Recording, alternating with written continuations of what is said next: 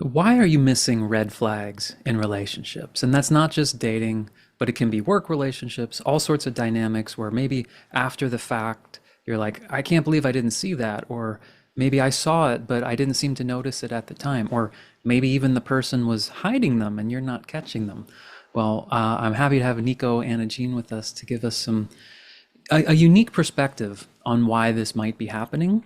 And most importantly, some things we can look at to actually not just, not be hyper vigilant and looking for red flags, because that's not what we want, but to address what can actually be blinding us in certain ways, or what other people might be doing that is bypassing our ability to sort of tune into to what's going on to be able to catch these flags. So Nico, thanks for being with us today. You're welcome. Always excited to be on your channel. Oh, likewise. Yeah, so this is an interesting conversation, and it came up talking about different types of emotional work, and it doesn't have to be severe trauma that someone has in order to be finding themselves in repeated patterns of relationship, whether that's, again, dating, workplace dynamics. But we're not going to be talking about purely the behavioral aspects, which you can find a lot of on YouTube, right? Like, look for this. If they say this, this might be a red flag. We're actually kind of looking at the internal experiences that we can work on ourselves to actually become more attuned and sort of see what the blind spots are and what where they might be coming from. Yeah, absolutely. It's the internal aspect of a red flag because honestly, that's the only aspect there is. It's the internal aspect. Truly, I think red flags are simply just something that we're always aware of. And because, we're beings of energy, and science can even show how our energy fields interact with other people's energy fields, literally. Like if you look at studies, in which, like Heart Math Institute's got these studies that they've done about heart coherence and the field of the heart, it has a field, right, that it can be like mapped. And when you go into someone else's energy field, those fields actually interact, and there is some sort of communication that's happening in the field of the heart. And so this is sort of interpreted as that's why people say like I'm getting a bad vibe, or like you're picking up on something that's not verbal necessarily. And we tend to dismiss that because it's not, like, we think it's not proven, or we don't trust ourselves. But I think that that's really what it comes down to, is that we're always getting communication from other people, but it's not something we necessarily take seriously and then like listen to and act on or not act on, as people who we don't trust ourselves because of the trauma we've gone through, and we've learned to dismiss our instincts and our intuition. And that's actually the problem. Yeah.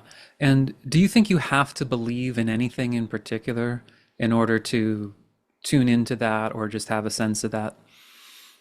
No, because I think any human being that has any belief system of any kind can probably remember a time when they got a sense about something and maybe ignored it, or maybe they didn't, but then found out later that they were correct, right? Hmm. I mean, I don't think that it depends on believing in something specific to have had that experience as a human being. Great. Yeah. So this aspect of self-trust and trusting your own intuition. What about situations where people really felt or thought at the beginning of a relationship, or they went in for that job and they're like, no, this really did seem great to me at the time? Is that a disconnection from intuition, or can this be, can you be blocked from your own sense of this, depending on certain contexts or certain situations or even trauma, like you said? Yeah, I think the way I see it is that, we use the word trauma, like I know that's really vague, but I mean, specifically the kind of trauma that happens in which a person has experienced a lot of, the term is gaslighting. So, and just in case your audience doesn't know what gaslighting means, I mean, gaslighting is essentially a situation in which someone, a sense of of reality is being undermined, whether it's purposely or not. And this is something really interesting because typically gaslighting is associated with a lot of discussion about narcissism or people with personality disorders that are very pathological. But gaslighting itself is not necessarily something that people are using intentionally, because gaslighting can be something as simple as this example of, say, a mother is crying, she's feeling upset, right? And then her daughter comes up who's like 8 and says, Mommy, what's wrong? Are you sad? And then the mother doesn't want to upset the daughter and says, No, honey, I'm fine. I'm fine. And then the daughter's like, Oh, I was wrong. Because Mm. she intuitively senses her mother's upset. And the mother doesn't mean to, the mother's not trying to gaslight the child. She's just a mother trying to protect her child from her emotions. But the child can then say, Oh, I guess I was wrong. And you see how, like, just that tiny, subtle moment can cause a child to start questioning their own sense of reality, their own instincts. And that's like way on the spectrum of just an experience a child can have that kind of creates a bit of a trauma in which there was no harm intended. And all the way to like a highly pathological person intentionally gaslighting someone, like saying, I didn't say that. I don't know what you're talking about. I didn't do that. You're wrong, knowing that they're actually lying. And like that's the other end of gaslighting.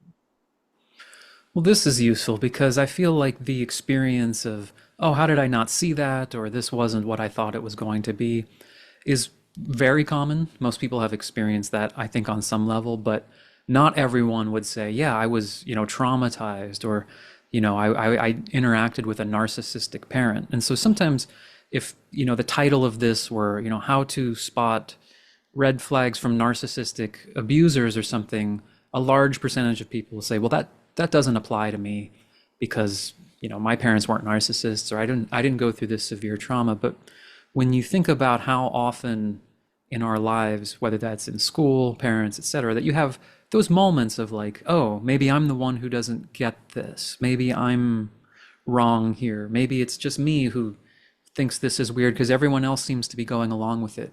These little moments create these their own versions of sowing some form of doubt. And most people are not, total sociopaths who think their opinion is 100% right. So, if we have an intuition about somebody or something doesn't feel quite right, a lot of us will say, well, I'm not sure though, like maybe I'm just judging unfairly.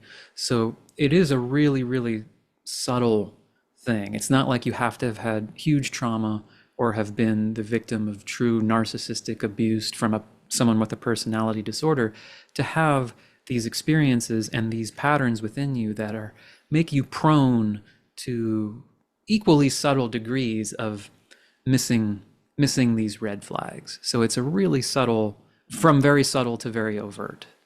It's true. And I think that, like, the truth is that what causes us to, I don't think we actually miss them, is kind of the thing. Is like, actually, I think we do know that we feel them, we acknowledge, like, we notice them, but we don't act on them, or we don't give them any authority. And we don't trust ourselves to say, I should pay attention to this. I should acknowledge that this means something. Let me take a moment and let me, even just let me pause and let me contemplate this. But we just, say, oh no, that's nothing. It's so we dismiss it quickly. So I'm not sure we're really even missing them. I think we're dismissing them. One thing that comes to mind for me, I can think of times I've done this where if the person you're interacting with, and this could again be dating, but definitely like student teacher dynamics, whether that's not school teacher necessarily, but different techniques or approaches, or like your mentor in a learning situation, spiritual teachers, if you assume or ascribe to them some sort of higher wisdom or, well, they're more experienced, if they're doing a behavior that in your gut is like, that's weird, that's kind of off-putting, your mind can kick in and go, but they're so advanced in this other way, or they make so much money, or they're so good at this. So there's probably some, when they do it, there's probably some deeper meaning behind it that I'm missing. So you catch it, but you almost reinterpret it because, well, this person's so smart, or they're so charming in this other way. So when they're rude to this wait staff person, it's empowering or something. Like you kind of reframe it in your own mind. That's something I've noticed. Oh yeah, totally. That's like something's out of alignment here, and that is gaslighting. That's a classic gaslighting like experience in narcissism is that a real pathological narcissist will behave one way, towards you when you're alone with them, but then when they're in public, maybe they have a completely different persona. And by seeing these two personas, you're like, wait a minute, like this doesn't line up, and then yes, of course you doubt yourself if you're not able to really acknowledge like these two things don't add up. But yeah, so we justify, right? Is that kind of what that is? It's like, oh Mhm. yeah, but and I think that's called the benefit of the doubt. And I talk about this a lot, like on my own channel and like in my own program, about you have to kind of actually throw the benefit of the doubt concept out the window when you're healing from this kind of trauma because people like us, when I would say us, I don't know, I can't say you, but people like me who've been through this gave the benefit of the doubt too much, like to the extent that like giving up my own ability to doubt and act on it. And so when we're healing from this kind of trauma, I actually tell people you have to be willing to be wrong. Mhm. And actually, the new paradigm is you have to earn my trust. I don't give any benefit of any doubt anymore. Like you have to earn my trust first. And I think that's a paradigm. And I think that we think that if we give people the benefit of the doubt, that we're good people, like it's kind of there's some morality behind it, or I'm a good person and Mhm. I'm just going to give them the benefit of the doubt.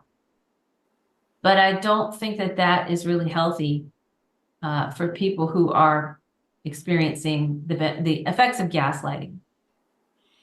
Interesting. Yeah. So there's always, in your opinion, some sense, and then it's either discarded because of our own pattern of being taught to discard our own feelings. It's possibly justified because you're looking up to that person or you're enamored with them in some other way. This is common in the dating world. At least, when I've worked with people on it and gone through it myself, where there's like a halo effect around certain people. So yeah, the red flags are sort of there, and you have a sense a little, but there's some other aspect of them that's so endearing, or you're projecting so much onto that those whatever flags seem small by comparison, so they become minimized. Any other mechanisms to catch dismissal, approving of it, justifying it? Is Yeah, that well, pretty much it? yeah, because I mean, at least like when I work with clients and we look back, I think this is kind of the way to answer that. You can look back and then you can actually go to those moments because people can remember. I'm telling you, clients will tell me exactly, I know the moment that there was a red flag. I was sitting at this table in this place with this person. And you can go back to the moment and you can actually kind of replay it. And there was something always with that client, there was always something that they told themselves in that moment Mm, caused them to dismiss it. And it's always that like we believe there's something in us that we're lacking that this person somehow fulfills. And we need them to be that like vision, like you said, that projection that we have of them. And if it's a narcissist, that's actually they're counting on that. But even if it's not, we're still projecting on people. And maybe they're not narcissists, but we're still doing that. So there's something we tell ourselves in that moment, like the red flag's there, something's out of alignment, and instead of saying, "Wait a minute, what's going on here?" we dismiss it because we tell ourselves, well, yeah, but really what it is like, I need this person to be this way for me to be okay. I need this person to complete me in some way. If this is true, if this red flag is true, then I'm not safe. Mm, And that's why like the inner work is so important because once we heal those wounds, whatever you want to call them, when we can just be sourced on our own and we can be safe internally, no matter what is happening in our external world, then when the red flags come up, we can just be like, hey, what's up with that? You just behaved that way. That's weird. That doesn't match this over here. And we can have boundaries. Because I promise you, the way to know if somebody is a narcissist or has toxic behaviors is to put a boundary in place and see what happens. mm, Put a boundary in place and see what happens. Take your time. Make them wait. If you make them wait and you make them earn your trust, I promise you, if they're a narcissist, they'll move on. They won't. They're looking for a quick fix. They want to move fast. mm. They want to move really fast into intimacy with you, even if it's platonic intimacy. So driving the bus is always some form of this person has something I need. And it could be perhaps situational, like this person is the boss of a job I need, or a situation I really need this to come through. I think we all can relate to that. The more there's a sense of like, I really need this to work out, the more your vision is blurry and the more stuff you're willing to overlook. Because there's almost a survival type of quality to it. Like, I really need this to happen, or, oh, this person has all the answers. I feel like that's the version I'm more familiar with, where you're kind of looking for that mentor or like superhero to be the one that has the answers, whether that's in like, they have all the answers to business. This is a huge problem on the internet, right? This person has all the answers to having perfect health. This person has all the spiritual answers. And you don't have to physically meet the person, because I feel like these red flag dynamics exist very much with online communities and the blind following of people you might not even have met in person, but it's the same sort of dynamic. Oh, they have the secret to the $1 million online business, or they have the secret to enlightenment. And now, because it's touching something in you that says, I've always wanted this so badly, I've always needed this. This touches something I didn't get, perhaps might be more accurate, and something that I've always craved, and that's something that I'm still craving. Now, once that's projected onto the situation, now your blinders are pretty significant. Yeah, like it's always where you're vulnerable. Your unmet needs, in childhood, like it always goes back to childhood. Mhm. Whatever your unmet needs are in childhood is where you're vulnerable. And so that's where you're going to be, yeah, you're going to have those blinders on, which is why the inner child work is so powerful. Because like once you meet those needs to your inner child on your own as your adult self, then you shore up those boundaries, and it doesn't say you're never vulnerable again, but you're aware. I mean, that's the thing is like, I think when we're aware of our vulnerability, we can say, I'm feeling really vulnerable right now, and it's probably not a good time to make a decision or get into a relationship or whatever it is. But when we're not aware, then we're just like, walking around with these big flashing signs saying, I'm vulnerable, take advantage of me, Mm. you know? That's where I feel like anyone can tune into and can start to empower themselves, because that's almost cliche that I know a lot of people who listen to content based on healing themselves or doing emotional work are like, yeah, I've already heard that, the wounds create vulnerabilities. Maybe that's not new. But so the solution is I just need to heal and fix everything, and then I'll be fine. And of course, that's ambiguous. It's another way of judging yourself. But like you said, if you can start to become aware, they don't have to all be perfectly healed, but to put a flashlight on, maybe we can talk about how you do this practically. Like, what are those moments where I find myself, for me, it would be enamored, really drawn in by the promise, really feeling like, oh, I need this to work out. I really want this person to like me. I really want this gig. So I really hope this person hires me.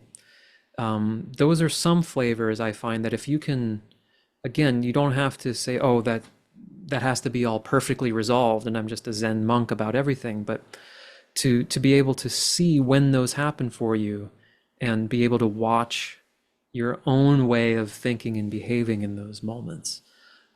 Yeah, that is interesting. How would you go about tuning into that? Whether you like the moment someone clicks off this video and they haven't actually done any more inner work than they did the day before to become more aware of it.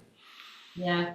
Well, I think honestly, the best way is to take an assessment of your past because many people have already been through situations where, they feel like they made a mistake. They should have listened to themselves. Like looking back and just looking at it saying, wow, okay, you know, what was going on here? And actually looking at those past experiences. Because obviously, if anyone's listening to this, they have had an experience and they Mhm. know that there were red flags. So starting with that, and then, like I said, asking yourself, like, what was it about this person that I thought that they could somehow be a source for me? Like you said, it comes down to survival. Like it could be something as simple as money. Like you said, that's really common. Um, what are the things we think we need to survive? So money, love, shelter, I mean, security, status. I mean, there's so many nuances, but I promise you that when you look at it, you will find that there was something that you thought this person could provide you for your survival, and you didn't consider that they weren't the only source. I think that's what it is we have to be empowered to know that we're our own source and there's infinite resources. But if we're in survival and we think, oh, this is it, like you said, this person is the answer, or this job, Mhm. or this situation, or this organization, even, or this like concept, or this ideal, even. Like if you think that's it, this is the only thing, this is the only way I'm going to get my needs met. I think that that's what you have to look at. Nice. So it's not a blame context, but it is a looking back and saying, okay, what was happening in me that was sort of tugging on certain emotions or giving me a sense of and it doesn't always feel bad. Sometimes it's almost euphoric, right, in the moment. It's like, oh, I found the answer. Oh, this is everything I've always wanted. And in that halo effect, you can miss it. But if you turn back to that moment and it's not about weakness. It's not about like, oh, why did I miss it? It's really what state was I in? What was being brought up in me? Or perhaps what button was being pushed that's like, oh, I never really got this. I've always really craved this kind of. So that's why love bombing works in Mm. organizations and cults and things, right? Because it's like most people didn't get enough of just verbal and physical love. So, oh, you're so awesome. You're so amazing. It doesn't have to be that overt, but I think that's why it works. It's you can look back on that and not go, oh, why did I fall for that? Like with this sort of self-accusatory tone, because I've heard that a lot, especially with people who are like, why do I keep dating the same person? What's wrong with me? But to look at it like what's like just what's happening in your own body, in your own mind, your own emotional system here that feels like in that moment this is so compelling. And now it's diagnostic in a healthy way. It's not that there's something really wrong with you, but it's like it's almost like if a vitamin is deficient, right? It's like, why do I keep craving oranges? Well, because you don't have enough vitamin C, and you can observe that and like, oh, it makes sense. If I get it from another source, then I'm not going to be, eating all these like gummy candies that I'm craving, right? Yeah, I'm glad you brought that up because that is a big thing people deal with is the guilt, and beating themselves up about it. That's really going to get in the way of actually just being able to okay, let's resolve this and what do I need to do for this to not happen again? It is a part of it is releasing the guilt. Because I don't think I've ever worked with anyone that didn't end up going through a phase of like intense guilt and anger at themselves even. Yeah. There's that. And maybe anger at someone else, but then truly the anger is towards the self for allowing it to happen. So we have to be compassionate with ourselves because there's different phases of the healing, and it sometimes is a little messy. It can look a little messy, but it ultimately it is leading us towards just being able to just be aware and know that we are our own source. And when we can do that, we can stay, like I like to use the word sovereign. Like I tell people, stay sovereign. In fact, I've started saying that at the beginning of like my calls that I lead or even sessions is like, look, I'm just telling you this from my own experience, and feel free to reject anything that I say that doesn't feel right to you. And go try it yourself. But Mm. don't take my word for it. I'm not saying this is true. So I think we need Yeah. to all get to a place where we can claim our sovereignty and we can be discerning and we can take responsibility, for our choices. Yeah. And that discernment, as you're saying, comes from a lot of emotional components. I think for me, one of the easy ways to, guilt myself was making it an intelligence thing. How could I be so stupid to not see that? Or why wasn't I smart enough to see? Well, it's not really intellect that's working here, because if you were seeing it clearly, logically, no one would choose these scenarios. No one's like, I'm going to choose this situation that would work out horribly for me. It's colored by emotion and this sense of lack. And so to answer the initial question of like, why am I missing the red flags? The general answer I'm deducting from this is there is something in you that feels like, oh, this moment, this person, this situation is going to give me something that I'm really craving. And it might not be totally conscious to you until that moment.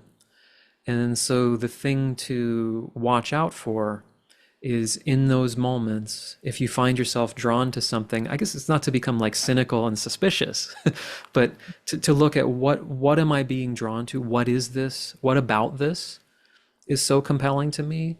And how might that be kind of distorting what I'm seeing? Is that how you would approach it? Yeah, and slow down. Just Slow slow down. down. Slow down. Don't say yes right away, or don't think you have to make a decision, or don't just jump in. Slow down. You're not going to miss out. And if you do, like that's the thing, is like if you feel pressured by someone, even if it's not direct, but maybe you feel like so a lot of people I know feel like that they have to respond to something or someone immediately. And that's also childhood trauma symptom. Mm. And so I think that it's just like, no, it's okay to pause and not respond. Like that's also a response, is to not respond, pause and give yourself some space. Because if you can get some spaciousness around it, then maybe you can then really tune in and say, okay, how am I really feeling here? What's really going on here? Why there was something that felt off. What was that? And maybe sometimes you might even decide, well, okay, it really wasn't. It was just me.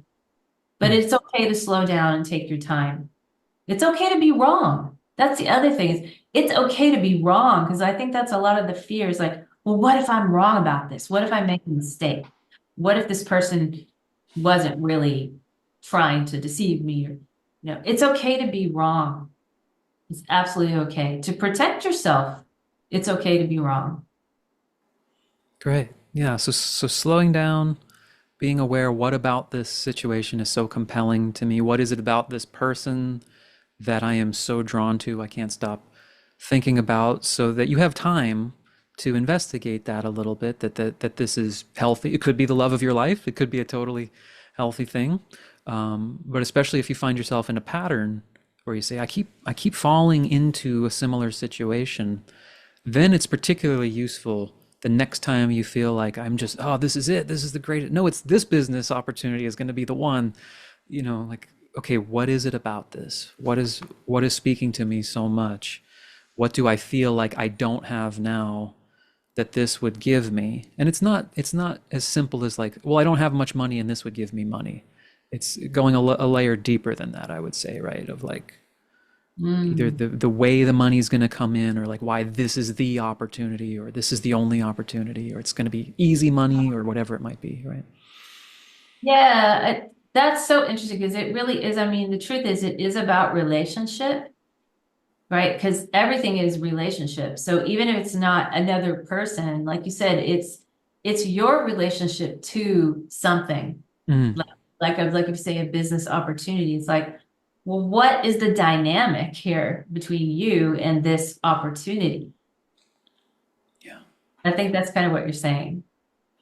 Yeah, yeah, it's a way to explore it, and um, it's what to do in that moment where, okay, here is the moment where I can now say, oh, this was the moment where I fell for it again, right? And usually in the moment you're swept up in it because nobody goes into something that they think like this just seems awful, but I'm going to do it anyway. There's something about it that is so compelling in the moment that makes you miss even just asking some of the basic questions you might ask of a situation that you're not so emotionally attached to. Like if I were to just come to you and say like, Nico, do you want to pay me $5,000 to record this video with me? You'd be like, no, that's ridiculous.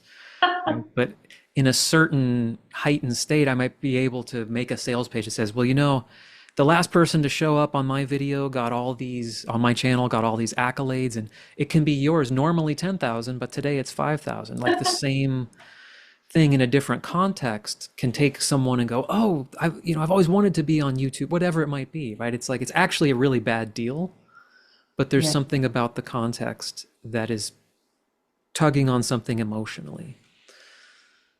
Yeah, I think that's a good example. Absolutely. Because ultimately we have to take responsibility for, do I really want to invest $5,000 right now? And if that feels off, like maybe I should think about that. Is that where I want to invest my money? Is this opportunity really going to be what I think it's going to be? We have to take responsibility for that decision. And I guess lastly, if you ask if it's healthy, someone or an opportunity or whoever it might be should be able to answer your questions. They shouldn't, if they dismiss your questions, if you're like, well, Evan, why would, like, can you show me an example of someone who did well after paying you $10,000? I'm like, well, you just have to believe in it. If you're not serious about it, then I don't even want to take you on as a client, which you see that kind of behavior, that sort of high pressure or dismissal of your questions, then that would be a sign, that would be a huge red flag early on. Oh, yeah, absolutely. Yeah, and if you have, right, like you said, if you've got boundaries, then you say, yeah, give me an example. And if they said no, you'd be like, oh, okay, there's your name, Mm. right? Is that your What's boundary? Is I need you to give me an example. What's a non-aggressive boundary like that in early on in dating? Like just to like let's say you've been through a couple bad relationships and this isn't about playing games, but it's just like okay, I find I get swept up in these and I Mhm. need something to like kind of slow this down and be able to ask a question to make sure this is a good fit for me. Like what would a practical example of that look Yeah, I like? mean, yeah, because if a person knows that they're in a pattern of moving too fast, then I think that they would a really good boundary to have with themselves would be that I'm going to slow down and to communicate this if you're getting to know someone and you're dating to say, I need to take this slow and communicate that to this new person. And if that person's okay with it, and they're willing to take it slow and you can actually take it slow too, that will show you that, this person probably is there's some healthy communication. But if that person says, forget it, I'm out, then that wasn't the right person. Someone else is going to come along, but we have to know Mm, like this isn't the only chance I have. So if this person's not willing to meet my boundaries, they're not the right person for me. nice. Yeah, and there would be a willingness to discuss or work through a little bit of okay, what does take it slow mean? And because early on, someone might just say, "Yeah, I'm cool with that," and they're not actually cool with it. They're just saying what the other person wants to hear because they're good at doing that. But um, it would be okay, this is what it means to take it slow for me, you know, Yeah. and the person would be willing to listen to that. And then you would have to assess, are they actually keeping their word? I guess would be the thing you Yeah. need to check in with on that, right? Yeah, because I mean, boundaries are like the tide. I mean, they're flexible. They come in, they come out, depending on the situation. That's what I teach in my mastermind is that boundaries are not static, and we have to learn that they can be flexible. And sometimes we need them to be firmer for ourselves, and sometimes we can relax them. And it's all situational, but we give ourselves permission to change our boundaries from moment to moment based on our needs and our assessment of the situation that we're in. Nice. Okay, very helpful. Yeah, so if I could try to recap it here, you're someone who's wanting to catch more red flags or you've found yourself in a pattern. You can even right now consciously think back to times when that happened. No blame. It's not a fault thing. It's a diagnostic. It's what was going on. What did I feel was lacking or still feel is lacking in my life that makes me not weak, but there's a vulnerability there. Right? If you're craving something and someone's like, "Hey, I have this thing," it can be tempting to just go too fast or overlook signs. So you can think back to times when you were drawn into something. You can examine with just curiosity and no judgment, what was I drawn to? That could be something that takes you down a path of, oh, okay, I can look at what that is, or you might discover, okay, there's something traumatic here, or whatever degree that you would maybe then work with a practitioner on. And then practically speaking, the next time you find yourself like either enamored or feel like you're gonna like, oh, I need to jump into this, or I'm head over heels again, and I know this is my pattern. Slow it down, which which like might be hard, like you might Yeah, not it'll be want to. uncomfortable. It'll be Yeah, uncomfortable. yeah, because that's part of why otherwise this would be easy. We would just stop doing it, right? That's why that advice doesn't work, is because there is something attractive. There's something that some perhaps inner child part of you is like, oh my God, this is it, finally, right? Mhm. And so an adult part needs to go, let's make sure this is okay. And just like kids, sometimes they're like, no, I want it right now. This is it. It's like, yes, I know. You have to be the boring adult sometimes, say, well, let's find out, is this person for real? Is this opportunity actually, does it hold up to scrutiny? Ask those questions and or set those boundaries. Yeah, yeah, because I'm glad you brought that up because from the inner child work perspective, that's exactly how over time your inner child starts to trust you, and then you start trusting yourself, and then you start actually acting on, red flags or not acting on them. But yeah, that really is the process. Is because when your inner child trusts you and knows that you're protecting them, then they're going to turn to you, and your inner adult's going to be driving the bus. Nice. Yeah, okay. Very useful framework. So, well, Nico specializes in inner child work, and I've trained that with her.